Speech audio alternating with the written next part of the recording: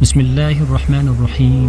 السلام علیکم ناظرین، ایک بار پھر سے میں ایک نئے واقعے کے ساتھ آپ لوگوں کی خدمت میں حاضر ہوا ہوں۔ امید کرتا ہوں کہ یہ آپ لوگوں کو بہت پسند آ جائے گا۔ یہ واقعہ قوم ثمود کے بارے میں ہے۔ اگر آپ لوگ ہمارے چینل پر نئے ہیں تو چینل کو سبسکرائب کریں اور بیل آئیکن کے بٹن پر کلک کریں تاکہ ہر آنے والے نئے ویڈیوز آپ لوگوں تک بآسانی پہنچ سکے۔ تو آئیے چلتے ہیں ویڈیوز کی جانب۔ قدیم جزیرۃ العرب کے شمال مغربی علاقے میں واقع وادی القریٰ اپنی ہریالی اور شادابی میں بے مثال ہے۔ اس وادی پر قوم ثمود کی حکمرانی تھی، جبکہ اس کے مد مقابل جنوب مشرقی عرب پر قوم عاد قابض تھی۔ قوم ثمود بھی قوم عاد کی طرح نہایت طاقتور، طویل الاقامت اور زبردست شان و شوکت کے مالک تھی، اور اسے فن تعمیر میں بھی کمال حاصل تھا۔ پہاڑوں کو تراش کر انتہائی خوبصورت عمارتیں بنانے کا فن گویا ان پر ختم تھا۔ قوم ثمود اپنے عالیشان محلات، سرسبز و شاداب کھیت کھلیاں، خوبصورت مرغزاروں اور نعمتوں کی فراوانی کے سبب غرور و تکبر اور سرکش کے نشے میں چور تھے، اور چونکہ تکبر اور کفر کا چولی دامن کا ساتھ تھے تو یہ بھی ابلیس کے پیروکار بن گئے۔ حالانکہ کچھ ہی عرصے پہلے قوم عاد پر قہر الہی کے مناظر ان کے سامنے تھے، یہ بھی اپنے ہاتھوں سے تراشے ہوئے پتھر کی خداؤں کی عبادت کرتے تھے۔ ان کے معاشرے سے حق و انصاف ناپید ہو چکا تھا، بے حیائی، فحاشی آخری حدود چھو رہی تھی، مقدس انسانی رشتوں کا احترام ختم ہو چکا تھا۔ رقص و سرور، عیش و عشرت، شراب و شباب ان کے زندگی کے لازمی جز بن چکے تھے۔ ایسے میں اللہ تبارک و تعالیٰ نے اس قوم ہی میں سے ایک خدا ترس اور بہت نیک انسان حضرت صالح علیہ السلام کو نبوت کے منصب پر فائز فرمایا۔ قرآن کریم میں ارشاد باری تعالیٰ ہے، اور ہم نے قوم ثمود کی طرف ان کے بھائی صالح کو بھیجا۔ دیگر نبیوں کی طرح حضرت صالح علیہ السلام نے بھی اپنے قوم کو راہ راست پر لانے کی بہت کوشش کی۔ وہ دن رات انہیں سمجھاتے رہے، اس پر قوم ان کے خلاف ہو گئی اور یوں گویا ہوئی۔ انہوں نے کہا کہ اے صالح، اس سے پہلے ہم تم سے کئی طرح کی امیدیں رکھتے تھے، اب وہ منقطع ہو گئی۔ کیا تم ہم کو ان چیزوں سے منع کرتے ہو جن کو ہمارے بزرگ پوچھتے چلے آئے ہیں، اور جس بات کی طرف تم ہم کو بلاتے ہو اس میں ہماری قومی شبہ ہے۔ حضرت صالح علیہ السلام کی مسلسل واعظ و نصیحت اور ان کے نتیجے میں غریب لوگوں کا ایمان لانا قوم ثمود کے سرداروں کے لیے تشویش کا باعث تھا۔ دراصل غرور و تکبر کے دلدل میں دھنسے ہوئے یہ لوگ اس بات کا تصور بھی نہیں کر سکتے تھے کہ کوئی عام آدمی اس طرح محفلوں اور چوک چوراہوں پر کھڑا ہو کر ان کے آباء و اجداد کے خداؤں کی نفی کرے اور صرف اندیکھے رب کی عبادت کی بات کرے۔ چنانچہ اس مسئلے کا حل ڈھونڈنے کے لیے سب سردار سر جوڑ کر بیٹھے اور پھر متفقہ طور پر ایک نتیجے پر پہنچے، اور نتیجے پر پہنچنے کے بعد انہوں نے حضرت صالح علیہ السلام کو بلایا اور کہا، اے صالح، اگر تم اللہ تعالیٰ کے سچے پیغمبر ہو تو ہم کو کوئی ایسا معجزہ دکھاؤ جسے دیکھ کر ہمیں تم پر یقین آ جائے۔ حضرت صالح علیہ السلام نے فرمایا، اے میری قوم کے لوگوں، تم کیا معجزہ دیکھنا چاہتے ہو؟ انہوں نے کہا، ہم چاہتے ہیں کہ یہ جو سامنے چٹان ہے اس میں سے ایک ایسی اونٹنی برآمد کرو جو گابہن ہو، بچہ دے، ہم سب کے لیے دودھ مہیا کرے، اور اس میں فلاں فلاں خوبیاں ہوں۔ حضرت صالح علیہ السلام نے ان سے فرمایا، اگر میں تمہاری شرط پوری کر دوں تو کیا تم اللہ پر ایمان لے آؤ گے؟ انہوں نے جواب دیا، ہاں، ہم تمہارے رب پر ایمان لے آئیں گے۔ حضرت صالح علیہ السلام نے اللہ تبارک و تعالیٰ کے حضور گڑ گڑا کر دعا فرمائی اور اپنی قوم کی فرمائش پوری کرنے کی التجا کی۔ اللہ تعالیٰ نے اپنے نبی کی دعا قبول فرمائی، اور دیکھتے ہی دیکھتے چٹان شق ہو گئی، اور اس میں سے ایک طویل القامت خوبصورت اونٹنی برآمد ہوئی، جس میں وہ سب خوبیاں تھیں جن کی قوم ثمود نے فرمائش کی تھی۔ یہ منظر دیکھ کر قوم ثمود لاجواب ہو گئی۔ اس موقع پر قوم کے سرداروں میں سے ایک جندق بن عمرو اپنے چند ساتھیوں کے ساتھ ایمان لے آیا، لیکن اکثریت اپنی ہٹ درمی پر قائم رہی اور اسے جادو کا کمال ظاہر کرتی رہی۔ اس موقع پر حضرت صالح علیہ السلام اپنی قوم سے فرمایا، اے میری قوم، یہ ناقۃ اللہ یعنی اللہ کی بھیجی ہوئی اونٹنی ہے جو تمہارے لیے ایک معجزہ ہے۔ اب تم اسے اللہ کی زمین میں کھاتی ہوئی چھوڑ دو اور اسے کسی طرح کی تکلیف نہ دینا، ورنہ اللہ تعالیٰ کا عذاب تمہیں فوری پکڑے گا۔ اونٹنی اور اس کا بچہ سارا دن نخلستان میں چرتے رہتے تھے۔ سب قبیلے والے پیٹ بھر کر اونٹنی کا دودھ پیتے، لیکن وہ کم نہ ہوتا۔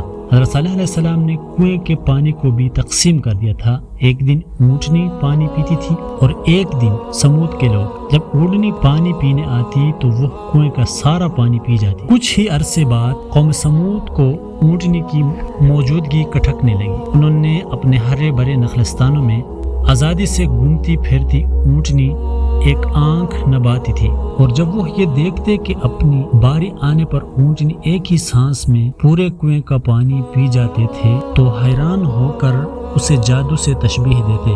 آخرکار شیطان کے اکسانے پر انہوں نے اونٹنی سے جان چھڑانے کی تدبیر سوچنی شروع کر دی، اور اس کا ایک ہی حل تھا کہ اسے ہلاک کر دیا جائے۔ مگر کیسے؟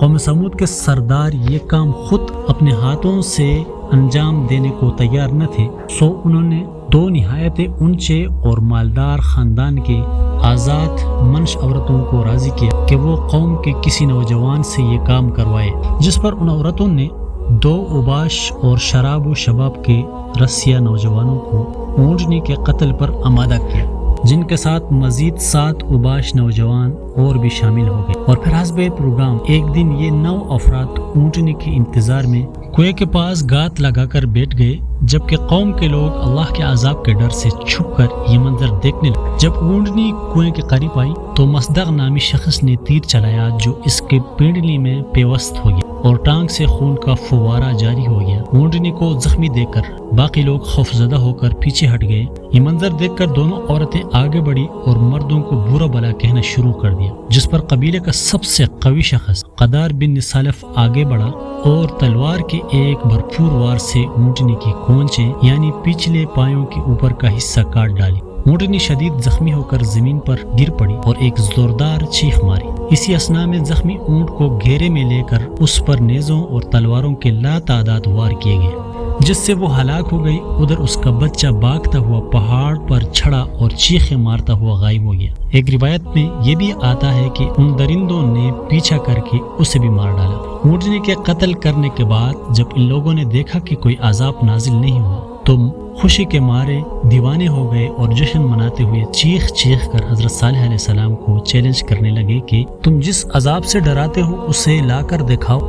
اونٹنی کے قتل کی خبر سن کر حضرت صالح علیہ السلام ابدیدہ ہو گئے اور فرمایا اس بد نصیب قوم کو اب اللہ کے عذاب سے کوئی نہیں بچا سکتا۔ ادھر قوم سمود کے لوگوں کی دیدہ دلیری اور جرت میں مزید اضافہ ہو گیا۔ ان کے دل سے ڈر اور خوف نکل چکا تھا، چنانچہ انہوں نے اسی رات حضرت صالح علیہ السلام کو بھی قتل کرنے کا پروگرام بنا لیا تاکہ اونٹنی کے ساتھ ساتھ ان کا بھی قصہ ختم ہو جائے۔ وہ 9 افراد ایک پہاڑ کی گھاٹی میں چھپ کر بیٹھ گئے تاکہ جب حضرت صالح علیہ السلام وہاں سے گزرے تو انہیں قتل کر دیں، مگر کائنات کا مالک اللہ تبارک و تعالی قوم سمود کے ہر مکر و فریب اور شیطان کی چال بازیوں سے خوب واقف تھا، چنانچہ پہاڑ سے ان پر پتھر برسائے گئے جن سے وہ سب ہلاک ہو گئے۔ دوسرے دن جب لوگوں کا وہاں سے گزرا ہوا تو دیکھا کہ 9 کے 9 افراد پتھروں کے نیچے مردے پڑے ہوئے تھے۔